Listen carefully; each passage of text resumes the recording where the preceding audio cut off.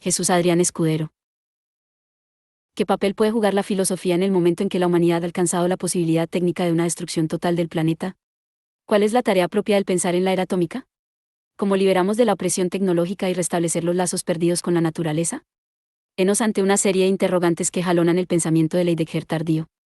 En este sentido, la conferencia, ¿Qué es la filosofía?, 1956, se inscribe plenamente en la órbita del llamado viraje y retoma muchas de las cuestiones presentes en escritos como las póstumas contribuciones a la filosofía, 1936-38, La época de la imagen del mundo, 1938, Carta sobre el humanismo, 1946, La pregunta por la técnica, 1953, ¿Qué significa pensar?, 1954, Serenidad, 1955, Identidad y diferencia, 1957, o De camino al lenguaje, 1959.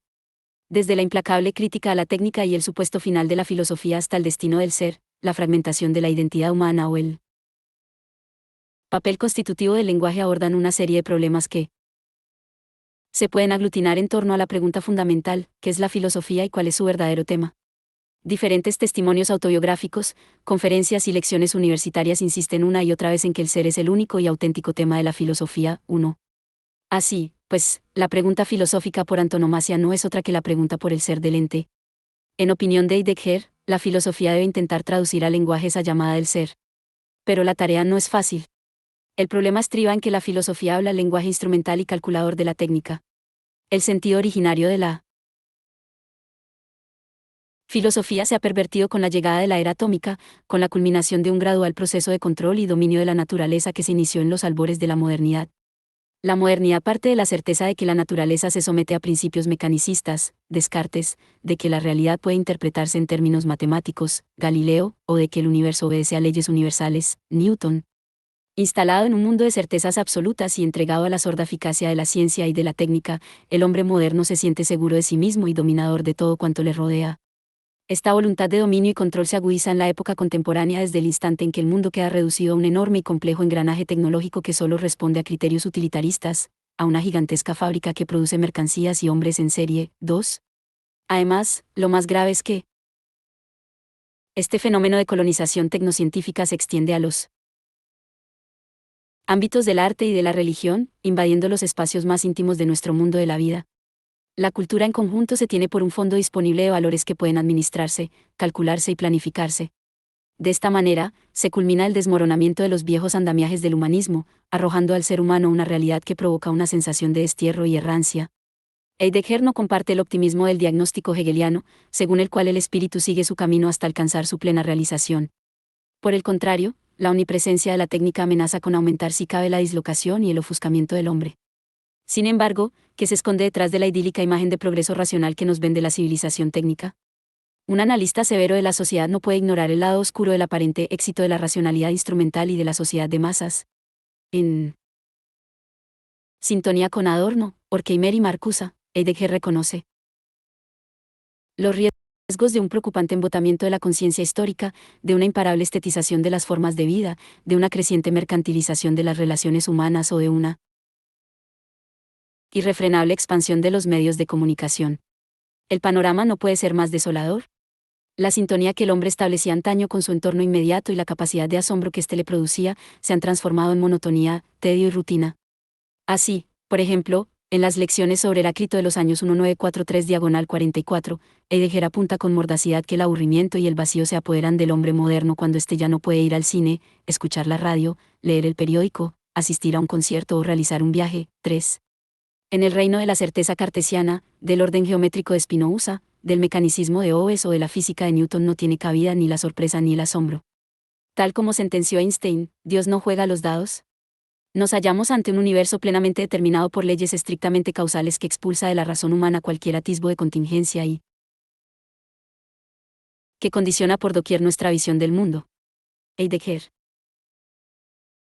habla de una pérdida del contacto directo con la realidad de las cosas sencillas que acaba por fracturar nuestra esencial armonía con el ser. A pesar de su crítica a la tradición metafísica, el autor está rehabilitando la tesis de la precariedad de la existencia humana y su exposición al decreto inescrutable del destino del ser. Ahora bien, ¿cómo escapar a una atmósfera vital tan tediosa y asfixiante?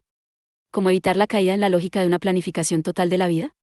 ¿Qué instante puede propiciar la ruptura con la monotonía y con la falsa sensación de seguridad? En Contribuciones a la filosofía, se habla del espanto ante el fenómeno de la maquinación, de un estado de ánimo fundamental que, de manera similar a la angustia de ser y tiempo, provoca un sobresalto repentino, una sacudida de nuestra conciencia domesticada por las estructuras de la opinión pública. 4. Más tarde, Heidegger sustituye la experiencia del espanto por la de la serenidad o el deshacimiento, es decir, la capacidad de resistirse al pensamiento de la dominación técnica, el esfuerzo por liberarnos de la relación de servidumbre con los objetos técnicos, el originario entrelazamiento de las cosas en la amplia vastedad de lo que se da, el arte de mantenerse en la cercanía del ser en su modalidad más pura. 5. En este contexto, el lector de la conferencia, que es la filosofía, advertirá de inmediato la importancia que Heidegger otorga a los estados de ánimo. Si el ser se sustrae a cualquier intento de representación, si el ser se oculta cuando queremos aprenderlo conceptualmente, parece que solo quede la posibilidad de un acceso afectivo al espacio de juego, al horizonte de sentido abierto por él mismo. Efectivamente, el acontecimiento del ser se manifiesta básicamente a partir de diferentes estados de ánimo como el espanto, la contención, el júbilo, el asombro, la angustia, la preocupación, el éxtasis o el aburrimiento. El pensamiento esencial arranca de este amplio registro de afecciones fundamentales. Si éstas cesan, entonces todo se convierte en un cencerreo forzado de conceptos y en una cascarilla de palabras. 6. ¿En qué consiste entonces el pensar? ¿Qué es lo más cercano a la filosofía? Lo más próximo y originario es nuestro anclaje afectivo en el mundo. Hay que romper con la idea de que el pensamiento está libre de toda afección. Incluso, la frialdad del cálculo y la prosaica sobriedad de la planificación son signos característicos de una disposición anímica. La razón misma, que se considera libre de todo influjo de las pasiones, está dispuesta a confiar en la evidencia lógico-matemática de sus principios y de sus reglas. 7. Solo desde el trasfondo de nuestras diferentes disposiciones anímicas experimentamos el mundo. La filosofía, en estrecha hermandad con la poesía, tiene la tarea de recapacitar sobre esta cercanía inmediata con el ser, es decir, pensar sobre la proximidad de las cosas de la vida. De hecho, ya siempre vivimos en esa proximidad. No se trata de forzar o disponer del ser como si se tratara de un utensilio, sino dejar que éste se desvele en el marco de una actitud meditativa, silente, devota, desasida y serena.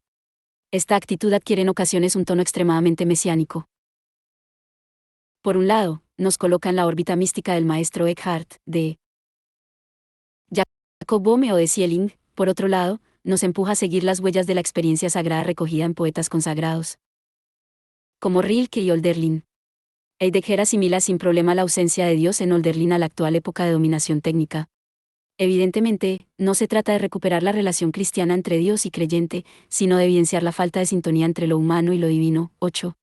Con todo, esta situación de indigencia espiritual no implica tener una valoración pesimista de la realidad ni sugiere la decadencia o el final de la filosofía, más bien pretende invitarnos a volver sobre lo digno de ser pensando, a saber, nuestra originaria a la par que enigmática correspondencia con la apertura del ser. ¿Cómo se logra esa correspondencia? ¿Cómo se consigue entrar en comunicación con el misterio insondable del ser? Básicamente a través de un fenómeno de inmersión por el que nos dejamos llevar por la cercanía de las cosas mismas, un fenómeno que da la espalda a los mecanismos clásicos del pensamiento representativo. Esto significa negar la imagen clásica del hombre como el lugar de una autoconciencia espontánea que ordena categorialmente la realidad empírica. En su lugar hallamos un permanecer alerta y a la escucha de esa misteriosa llamada del ser. De ahí surge la devota imagen del hombre como pastor del ser, elaborada tan minuciosamente en la Carta sobre el Humanismo. 9. Podríamos decir que Heidegger sustituye la primacía que la tradición filosófica concede a la reflexión por un acto de conversión, de entrega meditativa al ámbito de iluminación en el que aparecen las cosas y las personas con las que familiarmente ya siempre mantenemos un contacto cotidiano y directo. La filosofía, pues, debe volver sobre la esencial correspondencia entre ser y hombre, ya que ese es nuestro lugar de permanencia, aunque solo en raras ocasiones se traduce en una conducta que asumamos y despleguemos en propiedad. 10. No hay que razonar o descubrir causalmente esa correspondencia, simplemente hay que mostrarla y aceptarla como un don. Las cosas tienen ciertas cualidades objetivas, en cambio, el ser no es susceptible de ninguna determinación positiva, sino que sea de una forma completamente anónima e impersonal. Esa donación no implica deuda y, sin embargo, compromete a quien la recibe en forma de un acontecimiento que se apropia de nosotros. Este es el sentido que cabe dar a la expresión eregnis en cuanto fenómeno que señala la originaria copertenencia, la fusión indisoluble de ser y hombre. El ser es quien posibilita el aparecer de las cosas y de los hombres, pero simultáneamente el ser como iluminación no se produciría sin el hombre. En definitiva, el ser no encarna un fundamento absoluto, sino que es un constante venir a la presencia que solo puede ser tímidamente pensando desde el doble juego de donación y retracción, de ocultamiento y desocultamiento, de olvido y rememoración. Dios, la razón, la voluntad, el espíritu o la técnica son solo cristalizaciones epocales del acontecimiento. El ser simplemente se da. Hay ser. Y el modo como cada época histórica determina ese darse, fija el tipo de relación que el hombre guarda con el ser. En la actualidad, el hombre vive inmerso en una concepción del mundo exclusivamente técnica. Un reduccionismo. Que Heidegger, por supuesto, rechaza. Ello explica la necesidad de abrir una nueva forma de acercarse a la realidad inmediata de la mano de una renovada actitud filosófica. Una actitud que ya no se somete a los dictámenes de la explotación y de la dominación, de la productividad y de la rentabilidad, una actitud que se entrega a la salvaguarda y a la custodia, a la escucha y al cuidado de nuestra originaria relación con el ser. He ahí el camino que esta conferencia nos invita a seguir. Breve nota sobre la presente edición. ¿Qué es la filosofía? Es el texto de una conferencia que Heidegger pronunció en el mes de agosto de 1955 en la ciudad normanda de Cerisy-la-Salle y que debía servir como introducción a un coloquio sobre la esencia de la filosofía. La traducción se ha realizado a partir de la 10ª edición del texto alemán, publicado por primera vez con el título Was ist das, Die Philosophie, por la editorial Gunternesque en el año 1956. Existen diferentes modos de traducir el título alemán, desde una versión más literal, ¿qué es esto?, la filosofía, hasta otra más próxima al francés, ¿qué es eso de la filosofía?, pasando por una perífrasis como ¿qué es esa cosa llamada filosofía?, o la alternativa aún más atrevida de ¿cuál es el enigma de la filosofía? Sin embargo, en todos los casos el título remite directa y simplemente a la pregunta en torno a la naturaleza de la filosofía. De hecho, en un párrafo que el mismo Heidegger añadió a la hora de la publicación. En alemán de la mencionada conferencia se dice Was ist Philosophie? De ahí que optemos por la expresión mucho más castellana y sencilla, que es la filosofía, que, a nuestro juicio, se mantiene fiel a la intención de Heidegger. En la actualidad se dispone de diferentes versiones castellanas, en concreto la de José Luis Molinuevo, Narcea, Madrid, 1978, y la más antigua de Adolfo Carpio, Editorial Sur, Buenos Aires, 1960. Aquí también cabría destacar la autorizada traducción francesa de Jean Beaufret y Castas Axelos, Gallimard, París, 1957, así como la italiana de Cario Angelino, Dos Melangolo, Genoa, 1981, y la inglesa de Jan-T. Wild y William Kluak, College and University Press, New Haven, 1956. Por lo demás, el texto no ofrece demasiadas dificultades desde el punto de vista conceptual. Solo en muy contadas ocasiones hemos considerado oportuno realizar alguna breve aclaración terminológica con el fin de facilitar la comprensión de la particular jerga heideggeriana. Las cursivas que aparecen a lo largo de la conferencia son del propio autor. En el caso de las citas en francés y de los conceptos en latín, las cursivas son del traductor. Por último, quisiéramos mostrar nuestro agradecimiento al Dr. Hermann Heidegger y al profesor Friedrich Wilhelm Bonnermann por autorizar la inclusión del breve prólogo que acompaña a la presente edición y facilitamos los correspondientes derechos de traducción. ¿Qué es la filosofía? 3.11. Con esta pregunta tocamos un tema muy amplio y extenso. La amplitud del tema hace que éste permanezca indeterminado. Por eso, podemos abordarlo desde los más diversos puntos de vista y siempre haremos con algo correcto. Ahora bien, puesto que a la hora de tratar este tema tan amplio nos movemos en un vaivén de posibles consideraciones, corremos el riesgo de que nuestro coloquio quede sin el debido recogimiento. Por esta razón, debemos intentar determinar la pregunta con mayor precisión, pues así dotaremos a nuestro coloquio de una dirección firme. De esta forma, encarrilamos el coloquio por un camino. Digo, por un camino. Y con ello admitimos que este camino no es ciertamente el único. Es más, debe quedar abierta la cuestión de si el camino, al que quisiera referirme a continuación, es en verdad un camino que nos permite plantear la pregunta y darle una respuesta. Si admitimos que podemos encontrar un camino que nos permita determinar la pregunta con mayor precisión, surge inmediatamente contra el tema de nuestro coloquio una grave objeción. Cuando preguntamos, ¿qué es la filosofía?, estamos hablando sobre la filosofía. Al plantear la pregunta de este modo, permanecemos aparentemente en una posición que se encuentra por encima, es decir, fuera de la filosofía. Pero el objetivo de nuestra pregunta es otro, se trata de penetrar en 4. La filosofía, de demorarnos en ella, de comportarnos a su manera, es decir, se trata de filosofar. De ahí que el camino de nuestro coloquio no solo debe tener una dirección clara y bien definida, sino que esa dirección debe ofrecernos al mismo tiempo la garantía de que nos movemos dentro del horizonte de la filosofía y de que no damos vueltas a su alrededor. Por tanto, el camino a recorrer por nuestro coloquio debe ser de una naturaleza y una dirección tales, que aquello de lo que la filosofía trata nos interese y nos afecte, nos touche, nos afecte directamente en nuestro ser mismo. ¿Pero no se convierte así la filosofía en una cosa relacionada con el mundo de los afectos y de los sentimientos? Con los bellos sentimientos se hace mala literatura. Se está avec les beaux sentiments que l'on fait la mauvaise littérature, 12. Esta sentencia de Andrechi no solo vale para la literatura, sino que todavía vale más para el caso de la filosofía. Los sentimientos, incluso los más bellos, no pertenecen a la filosofía. Se dice que los sentimientos son algo irracional. La filosofía, por el contrario, no solo es algo racional, sino la verdadera administradora de la razón.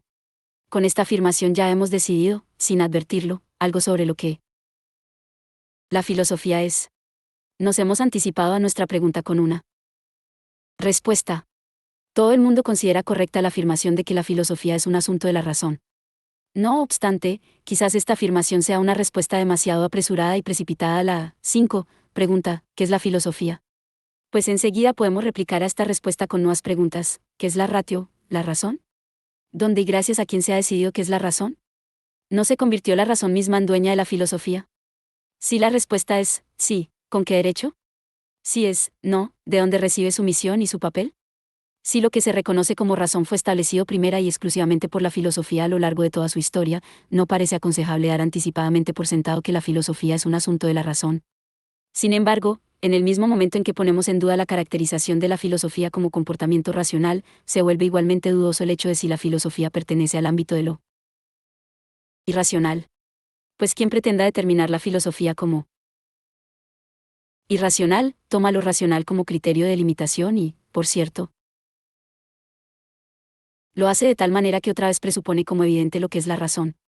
En cambio, si nosotros señalamos la posibilidad de que aquello a lo que se refiere la filosofía nos incumbe y nos afecta a nosotros los hombres en nuestra esencia, podría darse el caso de que esta manera de sentirse afectado no tuviera nada que ver con lo que habitualmente se entiende por afectos y sentimientos, en una palabra, con lo que habitualmente se entiende por lo irracional. De lo dicho, quedémonos de momento solo con esto. Hay que andarse con mucho cuidado a la hora de iniciar un coloquio con el título, ¿qué es la filosofía? 6. Se trata, en primer lugar, de colocar la pregunta en un camino claramente orientado para no perdernos en una espiral de representaciones arbitrarias y ocasionales en torno a la filosofía. Ahora bien, ¿cómo encontraremos un camino que nos permita determinar nuestra pregunta sin riesgos? El camino, al que quisiera referirme ahora, está justamente delante de nosotros. Y precisamente por hallarse tan próximo a nosotros, nos resulta tan difícil dar con él. Pero, una vez lo hemos encontrado, seguimos moviéndonos por él aún con torpeza. Preguntamos, ¿qué es la filosofía? Ya hemos pronunciado la palabra filosofía en bastantes ocasiones. Pero si ahora dejamos de emplearla como una etiqueta desgastada, si en lugar de eso escuchamos la palabra filosofía desde su origen, entonces suena así. La palabra filosofía habla ahora en griego.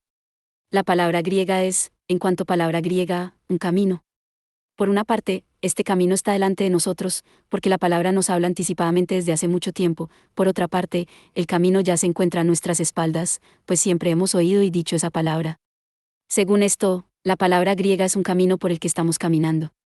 Sin embargo, solo lo conocemos de una manera muy imprecisa, por muchos conocimientos historiográficos que podamos atesorar y divulgar.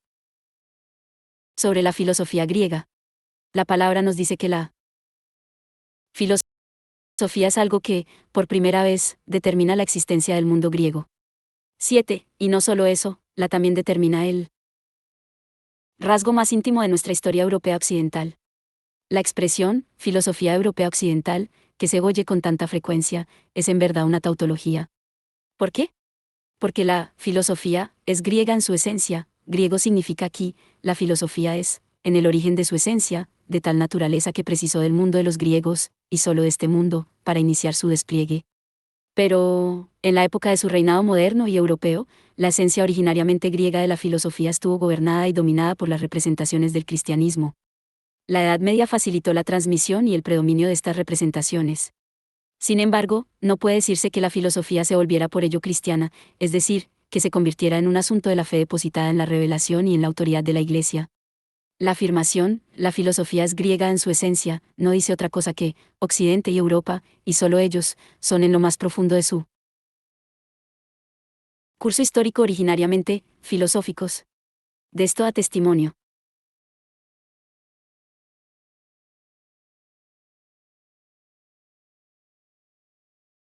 el surgimiento y el dominio de las ciencias. Precisamente por el hecho de emerger de las capas más profundas del curso histórico del occidente europeo, a saber, del curso filosófico, las ciencias están hoy en día en condiciones de imprimir su particular sello a la historia del hombre sobre toda la Tierra. Consideremos por un momento lo que significa caracterizar una época de la historia humana en términos de era atómica. 8. La energía atómica, descubierta y liberada por las ciencias, se presenta como aquel poder que debe determinar el curso de la historia. Por cierto, no habría ciencias si la filosofía no las hubiera precedido y se les hubiera anticipado. Ahora bien, la filosofía es. Esta palabra griega enlaza nuestro coloquio con una tradición histórica. Dado que esta tradición es única, también resulta que es unívoca. La tradición designada con el nombre griego, tradición a la que nos remite la palabra histórica, nos abre la dirección de un camino desde el cual podemos plantear la pregunta: ¿qué es la filosofía? La tradición no nos abandona a la fuerza coactiva que emana de lo pasado y de lo irrevocable. Transmitir, deliberar, significa liberar, es decir, dejarse llevar por la libertad de un diálogo con lo sido. 13. El nombre de, si realmente escuchamos la palabra y meditamos sobre lo escuchado, nos evoca la historia de la procedencia griega de la filosofía. La palabra forma parte, por así decirlo, de la partida de nacimiento de nuestra propia historia, incluso podríamos decir que forma parte de la partida de nacimiento de la actual época de la historia universal que llamamos era atómica. Por eso, solo podemos plantear la pregunta, ¿qué es la filosofía?, si entablamos un diálogo con el pensamiento del mundo griego. Pero no solo aquello que es objeto de nuestra pregunta, la filosofía, tiene una procedencia griega, sino, 9, también la manera como preguntamos, la manera en que todavía hoy preguntamos es griega. Nos preguntamos, ¿qué es eso? En griego, esto suena así. Sin embargo, la pregunta por lo que algo es resulta ambigua. Podemos preguntarnos, ¿qué es aquello que se ve en lontananza? Y obtenemos la respuesta, un árbol. La respuesta consiste en que damos un nombre a una cosa que no reconocemos de una forma precisa. Pero podemos seguir preguntando, ¿qué es esto que llamamos árbol? Con esta pregunta ya nos vamos aproximando al griego. Se trata de aquella forma de preguntar que Sócrates, Platón y Aristóteles llevaron a la práctica. Ellos preguntan, por ejemplo, ¿qué es la belleza? ¿Qué es el conocimiento? ¿Qué es la naturaleza? ¿Qué es el movimiento? Ahora bien, debemos concentrar nuestra atención en el hecho de que en las preguntas que venimos planteando no solo se trata de delimitar con mayor exactitud qué es la naturaleza, qué es el movimiento o qué es la belleza, sino que en las mismas se ofrece simultáneamente una interpretación sobre el significado del qué, del sentido en el que ha de comprenderse el significado del qué, del quid est, del quid, remite al término de la quiditas, de la cuidad. 14. Con todo, la quiditas se ha determinado de diversas maneras en las diferentes épocas de la filosofía.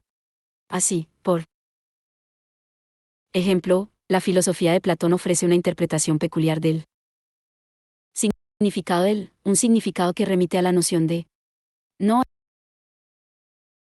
es de ningún modo evidente que cuando preguntamos por el quid, tengamos presente la idea. 10. Aristóteles ofrece una interpretación del distinta de la de Platón. Kant todavía da otra explicación del, al igual que Hegel. La pregunta que se realiza en cada caso a propósito del quid, del qué, ha de determinarse cada vez de nuevo. En cualquier caso, se puede decir, cuando en relación con la filosofía preguntamos, ¿qué es esto?, estamos planteando una pregunta originariamente griega. Fijémonos bien, tanto el tema de nuestra pregunta, la filosofía, como también la manera en que preguntamos, ¿qué es esto?, son dos cuestiones que por su origen siguen siendo griegas. Nosotros mismos formamos parte de ese origen, aun cuando no mencionemos ni una sola vez la palabra, filosofía. Tan pronto como pronunciamos la pregunta, ¿qué es la filosofía?, no solo en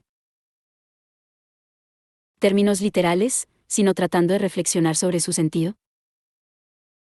Somos expresamente invitados a volver sobre este origen, somos reclamados para ir por ese origen. La pregunta, ¿qué es la filosofía?, no es una pregunta que remita en sí misma a una especie particular de conocimiento, filosofía de la filosofía. Tampoco se trata de una pregunta historiográfica que esté interesada en explicar cómo empezó y cómo se desarrolló lo que se llama filosofía. La pregunta es básicamente una pregunta histórica, es decir, una pregunta en la que está en juego nuestro destino colectivo. 15. Más aún, no es una pregunta, es la pregunta histórica de nuestra existencia europea occidental. 16. Cuando nos sumergimos en el sentido global y originario de la pregunta, ¿qué es la filosofía?, nuestro preguntar encuentra, a través de su origen histórico. 11. Una dirección hacia un futuro histórico. Hemos encontrado un camino. La pregunta misma es un camino que conduce desde la existencia de los griegos hasta nosotros mismos, si es que todavía no nos sobrepasa. Al perseverar en la pregunta, nos hallamos en camino de una ruta claramente orientada. No obstante, aún no tenemos la seguridad de que seamos capaces de recorrer ese camino de la manera adecuada. Ni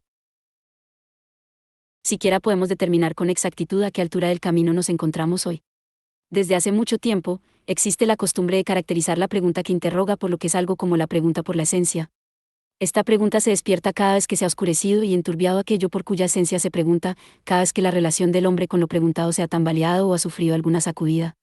La pregunta que guía nuestro coloquio concierne a la esencia de la filosofía. Si esta pregunta responde a una necesidad y no debe verse simplemente reducida a una pregunta aparente que se realiza a propósito de una conversación, entonces la filosofía en cuanto filosofía tiene que resultamos problemática. ¿Es esto cierto? Y si lo es, ¿hasta qué punto se nos ha vuelto problemática la filosofía? Evidentemente, una declaración de este tipo solo la podemos efectuar si ya tenemos una panorámica de la filosofía. Para ello es necesario que previamente sepamos qué es la filosofía. Así, de una manera extraña, nos vemos atrapados en el interior de un círculo. La filosofía misma parece ser este círculo. Suponiendo, 12, que no pudiéramos liberarnos inmediatamente de la órbita de este círculo, todavía nos restaría la posibilidad de dirigir nuestra mirada al círculo. ¿Hacia dónde debe volverse nuestra mirada? La palabra griega nos indica la dirección. Aquí se hace necesaria una observación fundamental, cuando, ahora y después, prestamos oídos a palabras de la lengua griega, penetramos en un ámbito bien preciso y delimitado. Poco a poco nuestra reflexión comienza a darse cuenta de que la lengua griega no es simplemente una lengua como las demás lenguas europeas que conocemos. La lengua griega, y solamente ella, es. En el transcurso de nuestro coloquio deberemos tratar esta cuestión con mayor profundidad. Por el momento, baste señalar que en el caso de la lengua griega lo dicho en ella es, al mismo tiempo y de un modo señalado, aquello que lo dicho nombra. Cuando escuchamos una palabra griega en griego, seguimos su modo directo e inmediato de mostrarse. La palabra muestra lo que está delante de nosotros. Gracias a la palabra escuchada ahora con oídos griegos, nos hallamos directamente en presencia de la cosa misma situada delante de nosotros y no frente a una pura expresión verbal. La palabra griega se remonta a la palabra. Esta palabra es originariamente un adjetivo, como amante de la plata, como amante del honor. La palabra fue acuñada presumiblemente por Heráclito. Esto significa que, para Heráclito, todavía no hay. No es un hombre filosófico. El adjetivo griego, 13, dice algo completamente distinto a los adjetivos filosófico, filosopique. Un es aquel que se concedilla, que amalo, amar, significa aquí, en el sentido de Heráclito, hablar tal como habla él, es decir, corresponder al.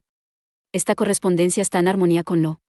Armonía es el hecho de que un ser establezca con otro una relación de reciprocidad, el hecho de que ambos se avengan originariamente porque están dispuestos el uno para el otro, esta es lo que distingue al amar, tal como lo piensa Heráclito. El amalo. Resulta difícil traducir lo que esta palabra significa para Heráclito. Pero podemos aclararla siguiendo la interpretación que nos ofrece el mismo Heráclito, según la cual quiere decir, uno, es todo. Todo, significa aquí, el conjunto, de los entes, la totalidad del ente. El uno, tiene el sentido de lo uno, de lo único, de lo que une todo. Pero todo ente está unido en el ser. Lo dice, todo ente es en el ser. Dicho de manera más rigurosa, el ser es el ente. Aquí, habla en un sentido transitivo y quiere decir tanto como, reúne. El ser reúne el ente en lo que éste tiene de ente. El er es la reunión, 17. Todo ente es en el ser. Escuchar tal cosa suena trivial a nuestros oídos, cuando no ofensivo. Nadie tiene que preocuparse de que el ente pertenezca al ser.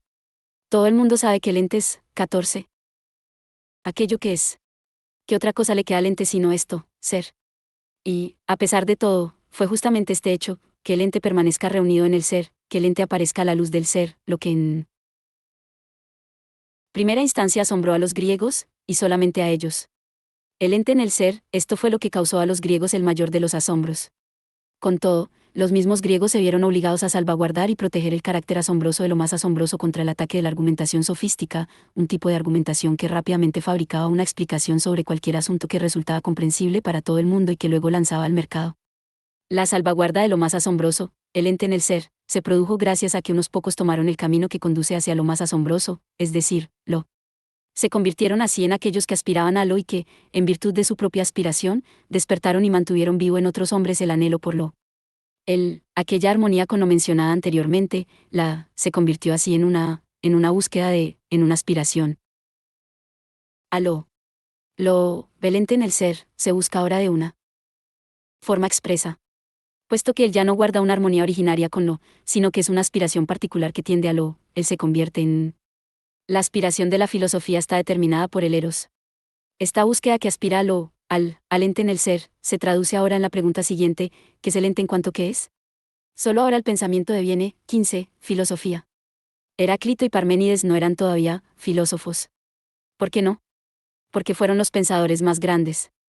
La expresión, más grande, no expresa en este caso un juicio de valor sobre sus aportaciones, sino que remite a otra dimensión del pensar.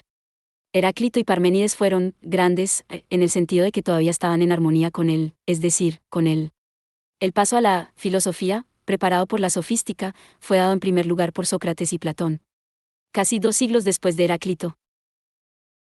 Aristóteles caracterizó este paso con la frase siguiente: Met.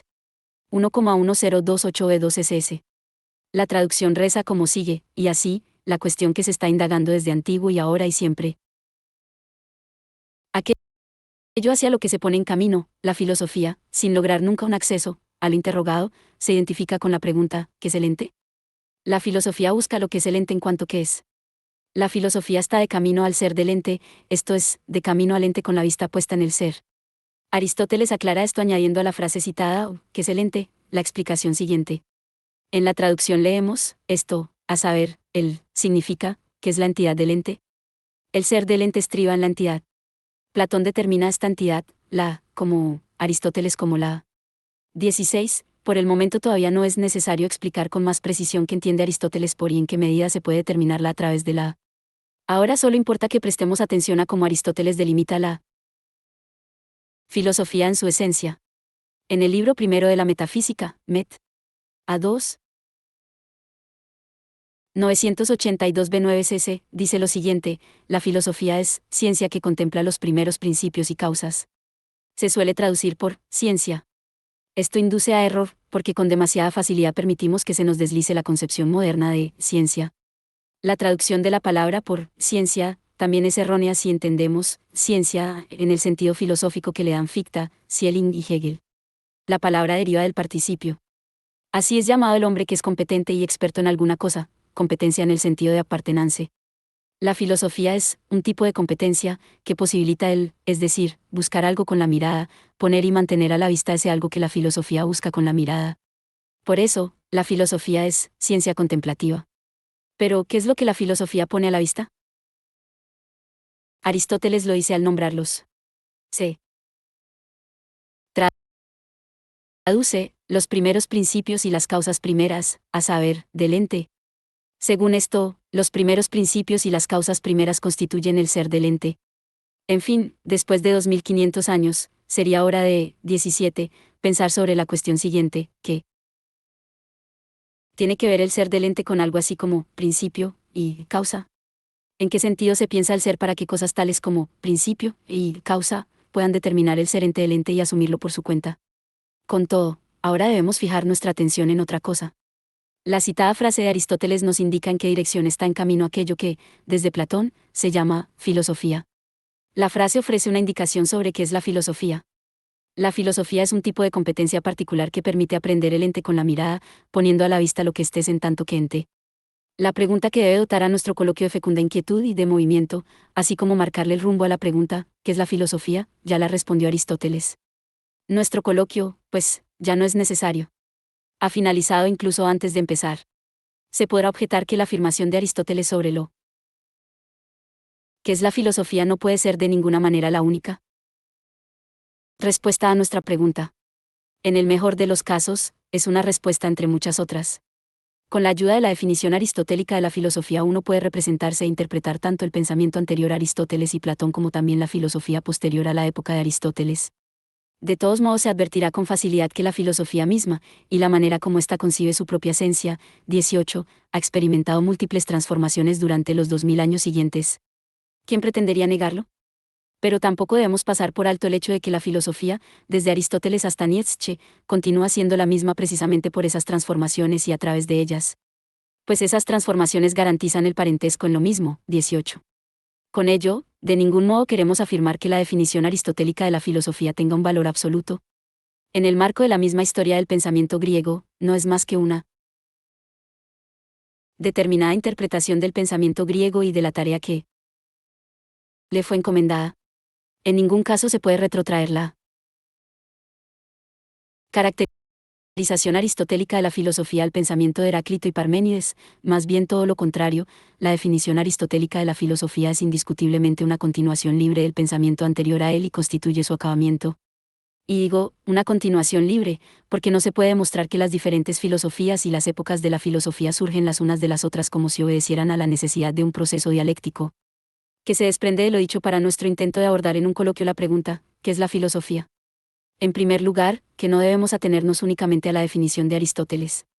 De aquí se desprende una segunda advertencia, debemos tener presentes las definiciones anteriores y posteriores de la filosofía. 19, y después, a través de un ejercicio de abstracción en el que se comparan las diferentes definiciones, extraeremos el elemento que todas ellas tienen en común. Y después llegaremos a una fórmula vacía que se acomoda a cualquier tipo de filosofía. Y después estaremos lo más alejados posible de una respuesta a nuestra pregunta. ¿Por qué razón se llega hasta este punto? Porque al proceder de la manera descrita, nos limitamos a compilar historiográficamente las definiciones existentes y las disolvemos en una fórmula general. De hecho, todo esto se puede realizar con un alarde de erudición y con la ayuda de un conjunto de comprobaciones bien precisas. Así no sentimos la menor necesidad de lanzarnos a la filosofía y meditar sobre su esencia. De esta manera, obtenemos unos conocimientos variados, sólidos e, incluso, útiles acerca de cómo nos hemos representado la filosofía en el transcurso de su historia. Sin embargo, por este camino jamás alcanzaremos una respuesta genuina, es decir, legítima, a la pregunta, ¿qué es la filosofía? La respuesta solo puede ser una respuesta filosofante, una respuesta que, en tanto respuesta, 19, filosofa en sí misma. Pero, ¿cómo debemos comprender esta afirmación? ¿En qué medida puede filosofar una respuesta en tanto que respuesta?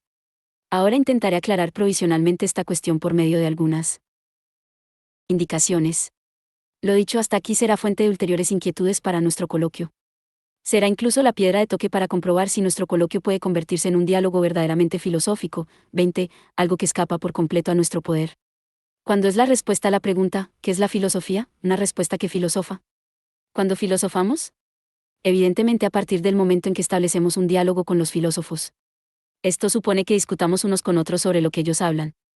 Este discutir unos y otros, un discutir que una y otra vez despierta el interés que los filósofos muestran por lo mismo, es el hablar, el en el sentido de, el hablar en forma de diálogo. Dejamos abierta la cuestión de si el diálogo es necesariamente una dialéctica y de cuándo lo es. Una cosa es constatar y describir las opiniones de los filósofos. Otra muy distinta, discutir con ellos sobre lo que dicen, es decir, sobre lo que hablan. Establecido, pues, que los filósofos son interpelados por el ser del ente para que digan que es el ente en cuanto que es, nuestro diálogo con los filósofos también tiene que sentirse interpelado por el ser del ente. Nosotros mismos, a través de nuestros pensamientos, debemos salir al encuentro de aquello hacia lo que camina la filosofía. Nuestro hablar debe estar en seo-respondencia con aquello que ha interpelado a los filósofos. 20. Cuando logramos esta seo-respondencia, respondemos en un sentido genuino a la pregunta, ¿qué es la filosofía? La palabra alemana, antworten, responder, significa en realidad tanto como, entesprechen, o responder. La respuesta a nuestra pregunta, 21, no se agota en una afirmación que replique a la pregunta, estableciendo y comprobando las diferentes representaciones en torno al concepto de filosofía. La respuesta no es una simple afirmación que replique a la pregunta, en est pas une réponse, antes bien, la respuesta es la respondencia, la correspondance, que corresponde al ser del ente. Pero enseguida queremos saber qué cosa constituye el elemento característico de la respuesta entendida como correspondencia. En definitiva, todo se reduce a que logremos una correspondencia antes de que empecemos a teorizar sobre ello. La respuesta a la pregunta, ¿qué es la filosofía?, consiste en que correspondamos a aquello hacia lo que está en camino la filosofía. Y esto es, el ser del ente. Desde el inicio prestamos oídos a lo que la filosofía ya nos ha transmitido en esa correspondencia, la filosofía, es decir, la comprendida en sentido griego. Solo así logramos la correspondencia, es decir, la respuesta a nuestra pregunta, manteniendo el diálogo con aquello hacia lo que nos entrega, es decir, nos libera, la tradición de la filosofía. No vamos con la respuesta a nuestra pregunta recorriendo el espectro historiográfico de las definiciones de la filosofía, sino dialogando con aquello que nos ha sido transmitido por la tradición como ser del ente. Este camino hacia la respuesta a nuestra pregunta no es una ruptura con la historia, no es una negación de la historia, más bien, se trata de una apropiación y transformación de lo transmitido, 22, por la tradición.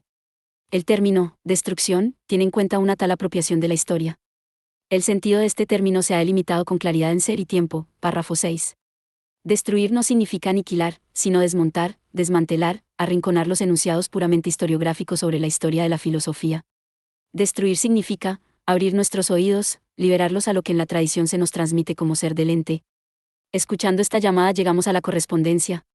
Ahora bien, mientras decimos esto, nos asalta una duda que podríamos formular en los siguientes términos: ¿acaso debemos realizar primero el esfuerzo por llegar a una tal correspondencia con el ser del ente? ¿Acaso no estamos nosotros, los hombres, ya siempre en esa correspondencia y, por cierto, no solo de facto sino a partir de nuestra propia esencia? ¿No constituye esa correspondencia el rasgo fundamental de nuestro ser? Así es, en verdad. Pero si es así, ya no podemos decir que tengamos que llegar primero a esa correspondencia. Y, sin embargo, lo decimos con todo derecho. Pues si bien es cierto que permanecemos siempre y en todas partes en la correspondencia con el ser del ente, solo rara vez prestamos atención a la llamada del ser. La correspondencia con el ser del ente se mantiene siempre como nuestro lugar de permanencia, aunque solo en raras ocasiones se traduce en una conducta que asumamos y despleguemos en propiedad.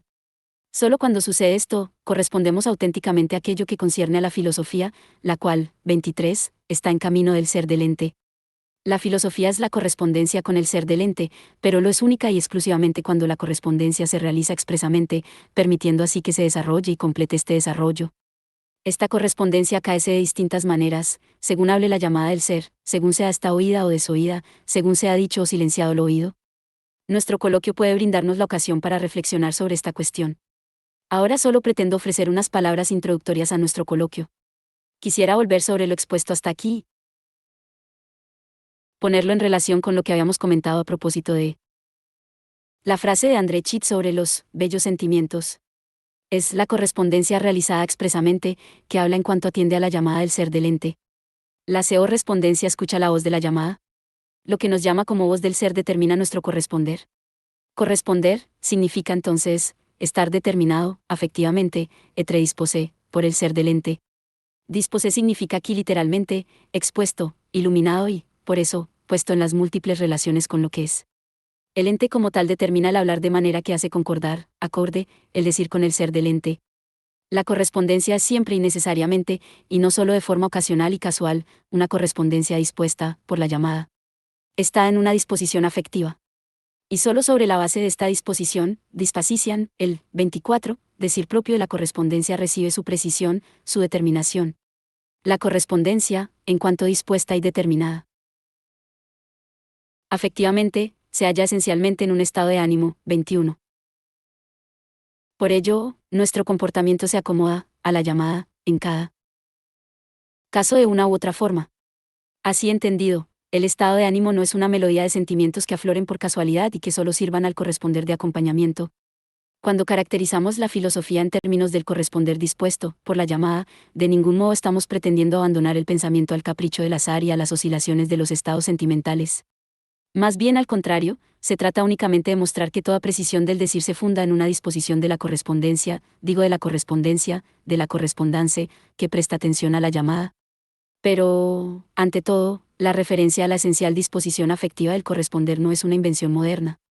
Los pensadores griegos, Platón y Aristóteles, ya advirtieron que la filosofía y el filosofar pertenecen a aquella dimensión del hombre que nosotros llamamos estado de ánimo, en el sentido de estar dispuesto y determinado afectivamente. Platón dice, Teteto 155 de. Es muy característico de un filósofo eso que llamamos el asombro. Efectivamente, no hay otro origen de la filosofía que ejerza un dominio mayor que este. El asombro, en cuanto, es la de la filosofía. 25. Debemos comprender la palabra griega en su sentido pleno. La nombra aquello de donde procede algo. Pero de donde, no es abandonado en el momento de su partida, antes bien, la se convierte, en consonancia con lo que dice el verbo, en aquello que domina sin cesar. El del asombro no se halla sencillamente al inicio de la filosofía como, por ejemplo, el acto de lavarse las manos que precede a una operación quirúrgica. El asombro sostiene y domina la filosofía desde el principio hasta el final. Aristóteles afirma la misma cosa, Met. A2, 982 B2 SS. Los hombres, tanto ahora como antes, llegaron a través del asombro al origen que domina el filosofar, aquello de donde arranca el filosofar y que continuamente gobierna su curso. Pretender que Platón y Aristóteles se limitan aquí a constatar que el asombro es la causa del filosofar sería muy superficial y, ante todo, extraño al modo de pensar de los griegos. Si fueran de esa opinión, esto vendría a decir lo siguiente: en algún momento los hombres se asombraron, a saber, se asombraron del ente, del hecho de que es y de que es. Impulsados por este asombro, comenzaron a filosofar. Pero tan pronto como la filosofía se puso en marcha, el asombro entendido como impulso se convirtió en algo superfluo, hasta el punto de que desapareció. Pudo desaparecer porque solo se trataba de un impulso. Ahora bien, el asombro domina de cabo a rabo cada paso de la filosofía. El asombro 26. Generalmente se traduce por pasión, apasionamiento, sentimientos en efervescencia. Pero guarda una estrecha relación con que significa sufrir, soportar, tolerar, sobrellevar, dejarse llevar por, dejarse determinar por. Como sucede siempre en estos casos, no deja de ser arriesgado traducir por estado de ánimo cuando queremos dar a entender disposición y determinación afectivas. No obstante, debemos correr el riesgo, porque es la única traducción que nos guarda de la moderna representación psicológica de la palabra. Solo si comprendemos el como estado de ánimo o disposición anímica, disposición, podemos caracterizar con mayor precisión el asombro. Al asombrarnos nos demoramos en nosotros mismos, etrenarret. En cierto modo retrocedemos ante el ente, ante el hecho de que es, y de que es así y no de otro modo. Pero el asombro tampoco se agota en este retroceder ante el ser del ente. El asombro, en su retroceder y en su demorarse, es al mismo tiempo arrastrado y, por así decirlo, encadenado por aquello ante lo que retrocede. El asombro es así la disposición afectiva en la que y para la que se abre el ser del ente. El asombro es el estado de ánimo desde el cual los filósofos griegos accedieron a la correspondencia con el ser del ente. El estado de ánimo que llevó al pensamiento a plantear de una manera radicalmente nueva la pregunta heredada de la tradición, que es, pues, el ente en cuanto que es de una especie completamente distinta e inauguró con ello una nueva época de la filosofía. 27. En sus meditaciones, Descartes no aborda solo, ni en primer lugar, la pregunta ¿qué es el ente en cuanto que es? Descartes pregunta, ¿cuál es aquel ente que, en el sentido del encertum, es el ente verdadero? Descartes considera que la esencia de la certitud ha sufrido entre tanto una metamorfosis. En la Edad Media, certitud no significa certeza, sino la firme delimitación de un ente en aquello que es. Aquí certitud todavía es sinónimo de esencia. En cambio, Descartes mide aquello que verdaderamente es de una manera diferente. Para él, la duda deviene en aquel estado de ánimo en el que la disposición afectiva vibra en consonancia con el encertum, con el ente en su certeza plena. La certitud se convierte en aquella fijación del ens oans que resulta de la indubitabilidad del cogito, ergo, sum para el ego del hombre. En virtud de este planteamiento, el ego se convierte en el sub yectum por excelencia y, de este modo, la esencia del hombre entra por primera vez en el campo de la subjetividad entendida como egoidad. El decir de Descartes recibe la disposición a esta certitud o la determinación de un claret distinte percipere. El estado de ánimo de la duda es el asentimiento positivo a la certeza. De aquí en adelante la certeza se alza en la forma que determina la verdad. El estado de ánimo generado por la confianza en la certeza absoluta del conocimiento, certeza alcanzable en todo momento, continúa siendo y, con ello, la de la filosofía moderna. Ahora bien, ¿en qué consiste la consumación de la filosofía moderna, en el caso de que podamos hablar de ello? 28. ¿Está determinado este final por otro estado de ánimo? ¿Dónde hemos de buscar la consumación de la filosofía? ¿En Hegel o en la filosofía tardía de Schelling? ¿Y qué pasa con Marx y Nietzsche? ¿Se salen de la órbita de la filosofía moderna? En caso contrario, ¿cómo determinar el puesto que ocupan en la historia de la filosofía? Da la impresión de que solo planteamos preguntas de carácter historiográfico. Pero, en verdad, estamos pensando en la esencia futura de la filosofía. Intentemos escuchar la voz del ser. ¿En qué estado de ánimo colocas a vos al pensamiento de nuestros días? Resulta difícil responder a esta pregunta de una manera unívoca. Presumiblemente impera un estado de ánimo fundamental. Pero este todavía permanece oculto para nosotros.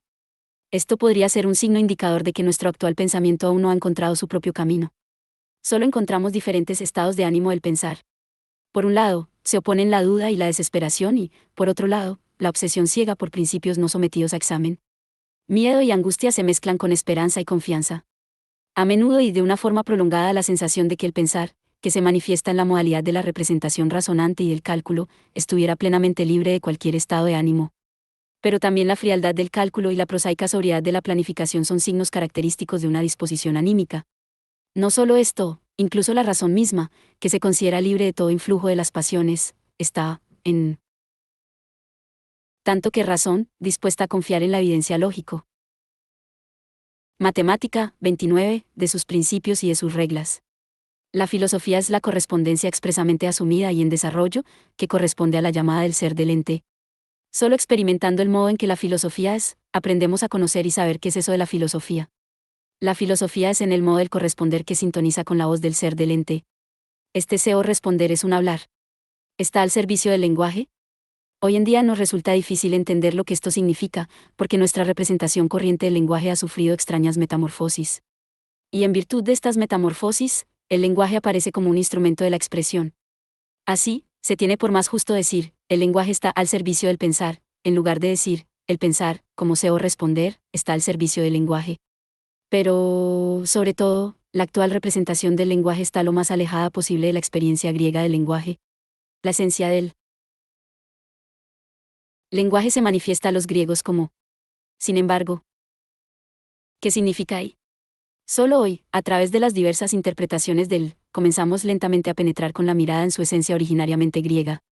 Con todo, no podemos regresar a esa esencia griega del lenguaje, ni podemos asumirla sin más.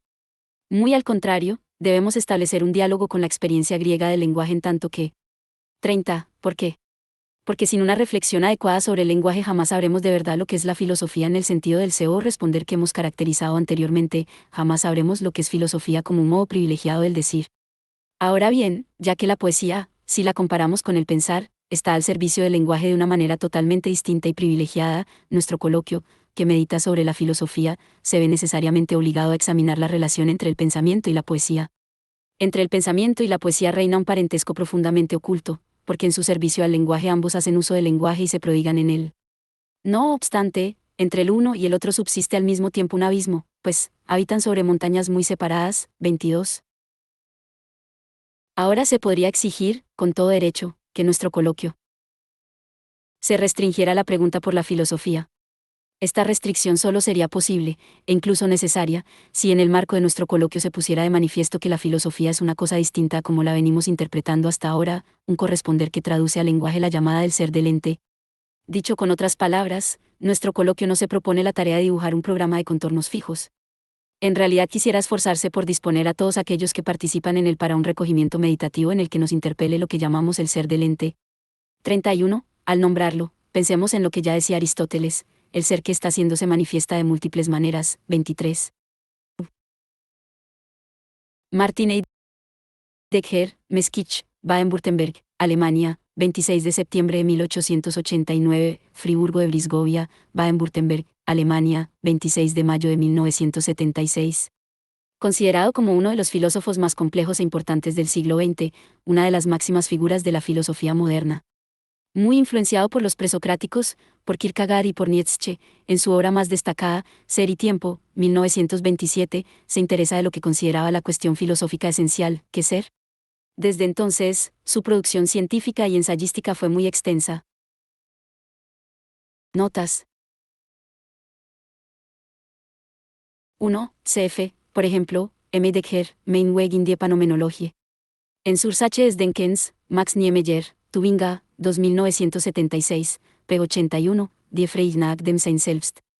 En Heidegger Studien, 1986, 2, 1, o la última carta oficial redactada con motivo del 10º coloquio Heidegger celebrado en Chicago el año 1976, en Didan und anderes Eunice ins Lebensweges, GA 16, Vittorio Klastermann, Frankfurt del Meno, 2000, p. 747. menor que 2, cf, por ejemplo, M. Decker, 10 Aites Weltbildes. En Olsuege, Vittorio Klastermann, Frankfurt del Meno, 6980, pp 82-92, Das in der Philosophie die Aufgabe des Denkens. En Sursache des Denkens, Max Niemeyer, Tubinga, 2976, pp 64-65, Besinum, Ga 66, Vittorio Klastermann, Frankfurt del Meno, 1997, pp 16-27. Menor que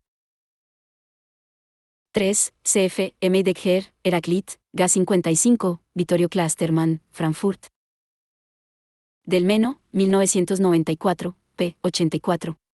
Menor que 4, cf. M. Decker, Beitrage sur Philosophie, Ga 65, Vittorio Klastermann, Frankfurt del Meno, 1994, pp 107-110. Menor que 5, cf. M. Decker, Felbeck Sprache, Ga 77, Vittorio Klastermann, Frankfurt del Meno, 1995, pp 182 ss, Gelasenate. Gunter Nesk, Fujingen, 1959, pp 20 ss, y Die Kannstunder. Rom, Erker Verlag, St. Gallen, 3996, p. 10. Menor que 6, M. Decker, Beitrage sur Philosophie, Ga 65, Vittorio Klastermann, Frankfurt del Meno, 1994, p. 21. Menor que 7, M. Decker, Was ist das, Die Philosophie, Gunter Nesk. Fujingen, 0 1992, pp 28-29. Menor que 8, cf. M. Decker, Bosudichter. En Olsuege, Vittorio Klastermann, Frankfurt del Meno, 6980, pp 248 ss. Menor que 9, M. Decker, Brief über den Humanismus. En Begmarken. Vittorio Klastermann, Frankfurt del Meno, 2978, p. 328. Menor que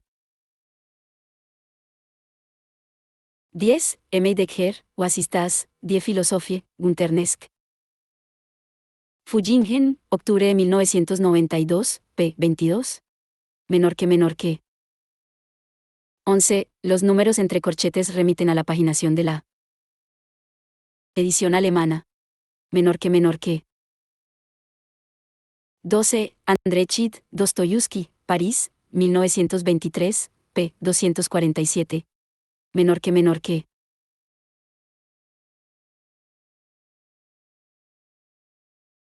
13, aquí Heidegger distingue claramente entre das Vergangene, lo pasado, lo que ha desaparecido irrevocablemente, lo enterrado por el pasado, y das Gewesene, lo sido, la historia acontecida, lo que todavía permanece vivo y activo para nuestro presente, lo que todavía tiene la capacidad de influir sobre nuestro destino. Esta distinción guarda una estrecha relación con la diferencia que se establece unas páginas después entre Geschichte, historia, e historie, historiografía. Nota del traductor, menor que 14. Heidegger utiliza el término alemán Die Weisheit para traducir la quiditas. De un modo general, la expresión latina quiditas se emplea en el sentido de esencia.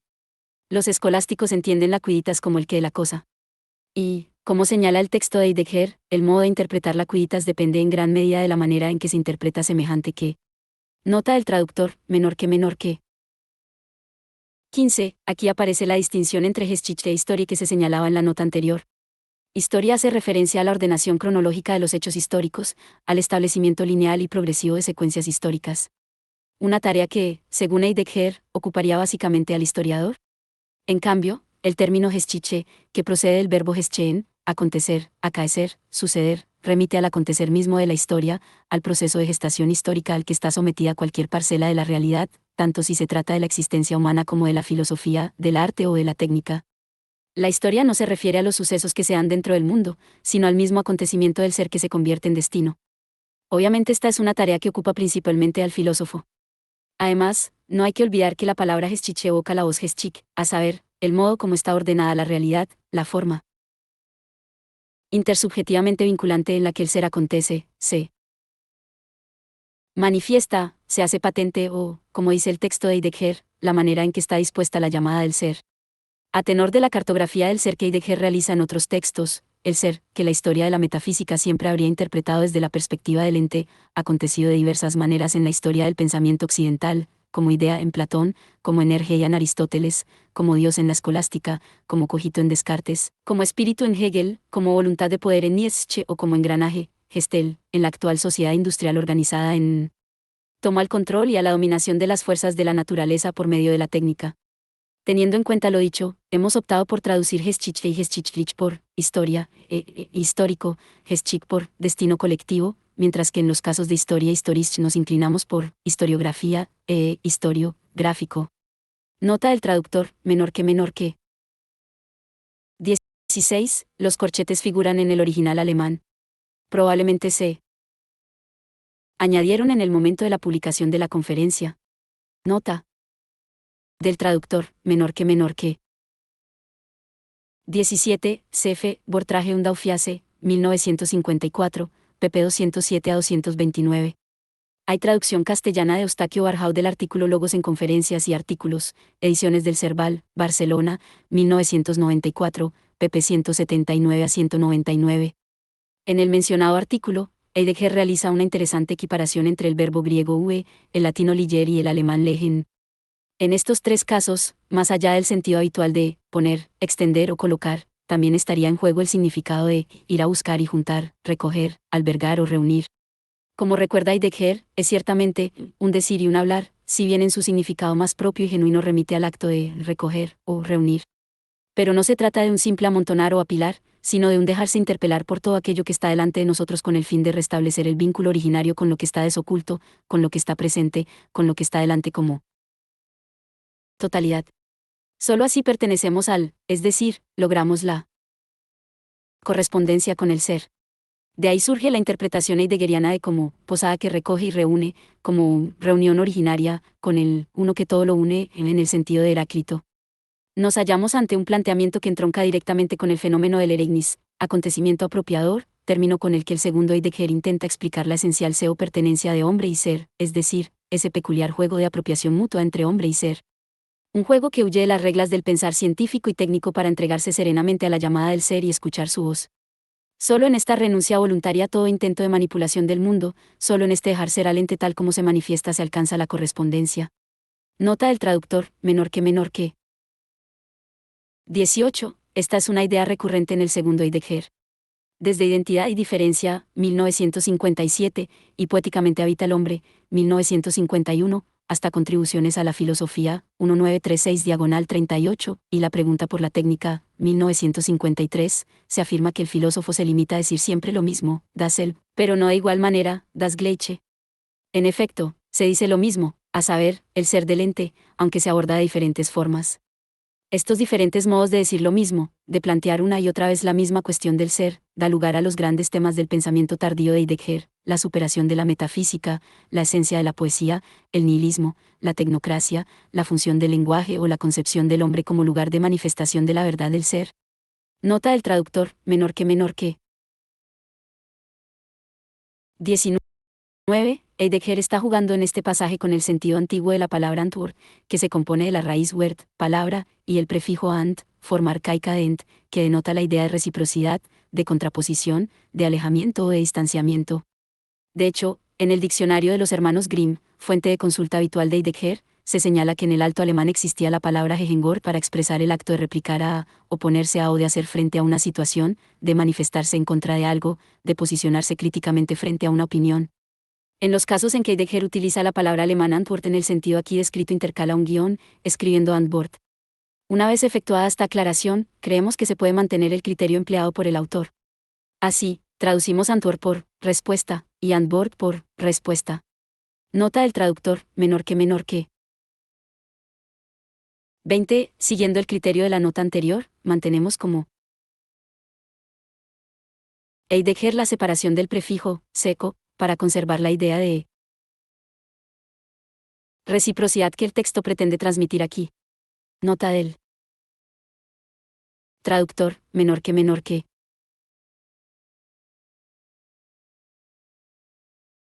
21. Topamos aquí con diferentes construcciones terminológicas elaboradas a partir de la raíz alemana Stimmen, Stimmung, Gestimmen y Gestimtheit, Bestimmen y Bestimkeit.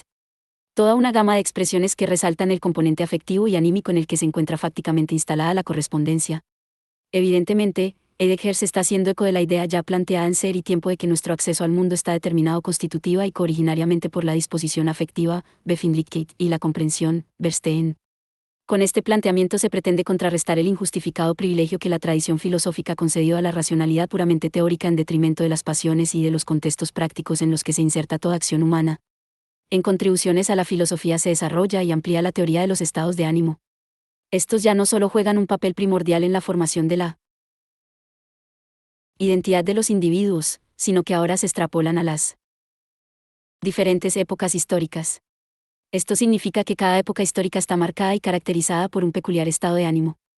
Así, por ejemplo, como reconoce el mismo Heidegger unas líneas más abajo, el hombre griego empezó a filosofar a partir de un estado de ánimo fundamental como el asombro. A partir de esta breve aclaración, traducimos Stimmung preferentemente por estado de ánimo, aunque en ocasiones también recurrimos a la expresión disposición anímica, Gestimmt por dispuesto afectivamente, por Gestimtheit por disposición afectiva, o estar dispuesto afectivamente, por Bestimmt por determinado afectivamente, por y Bestimtheit por determinación afectiva, o estar determinado afectivamente, por. Se entiende que estamos determinados por la llamada del ser que en cada caso nos coloca en cierta disposición o estado de ánimo. Cuando Heidegger quiere dotar a estos términos de un sentido transitivo intercala un guión entre el prefijo y la raíz de la palabra. En estos casos, como en los mencionados en notas anteriores, respetamos el criterio del autor. Nota del traductor, menor que. 22, Olderlin, Patmos, VV.